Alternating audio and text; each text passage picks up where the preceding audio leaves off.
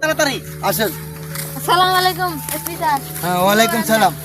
এই তো খবর তো আপনার এলাকার পরিস্থিতি বিষয়টা ভালো না। আপনার এলাকায় দেখি বেশিরভাগই অনলাইনে জব প্রতারণার শিকার হচ্ছে। এই যে আপনি যে তিনটা আসামি যে আমি গ্রেপ্তার করেছি, দেখছেন আপনার এটা চিনেন আপনি? এটা তো আমাদের এলাকা। আপনাদের এলাকা ঠিক আছে, এগুলো ব্যক্তি অনলাইনে জয় খেলতেছে সেই ব্রিজের নিচতলায়। এই যে ব্রিজের নিচতলায় আমাদের প্রধানমন্ত্রী তারেক রহমান বলছে যেহেতু অনলাইনের জোয়ারও আছে দেশে, তাদেরকে দ্রুত গ্রেপ্তার করে এবং তাদেরকে দ্রুত আইনের কাছে এনে তাদেরকে শাসন করা। হ্যাঁ তাদের মুক্তি কি শুনি?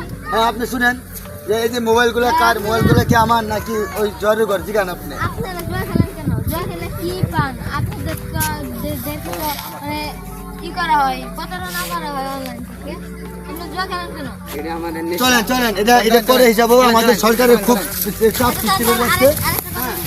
না এটা আপনার থানার যায়েন, আমাদের যে ওসি স্যার আছে সাংবাদিক, বর্তমানে সাংবাদিকের কোনো কাম হইতেছে না। এই অনলাইনের জোয়া পুরো দেশটা শেষ করে দিচ্ছে।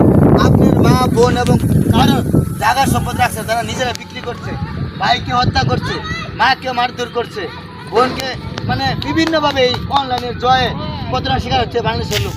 আমি চাই না আপনি আপাতত এই সব কিছু নিয়ে আপনি করেন সাপোর্ট করেন, কিন্তু অনলাইনে জয় নিয়ে আপনি সাপোর্ট করেন না প্লিজ। চলেন আপনি আসেন থানা তুলেন। হ্যাঁ থানা যেতে হবে তো আমার। হ্যাঁ, থানাতে আপনি দেখেন আইনগত চাকরি নিলে আইনের যত দায়িত্ব হইলে দেখেন একলাই এই 4 জন আসামি ধরে আমার নিতে হইতেছে, 3 জন আসামি। তাই আপনারা সবাই আমাদের ভিডিওটা যদি ভালো লাগে আপনারা যদি অনলাইনে জয় রূপান তাহলে ধরাই দিবেন।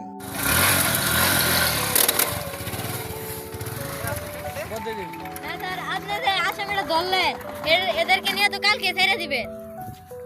এদেরকে ধরে লাভ কি? এদেরকে তো কালকে ছেড়ে দেবেন, মানে এদেরকে কোনো শাস্তি তো হবে না। এদেরকে কঠিন শাস্তি দেওয়া হবে, এদেরকে নিয়ে হাজতে নিয়ে জেল কাটানো হবে, কঠিন শাস্তি দেওয়া হবে। এবং আচ্ছা তাহলে আপনি ই করেন, থানায় যান গা, আমি গাড়িটা নিয়ে যাই। আচ্ছা ঠিক আছে।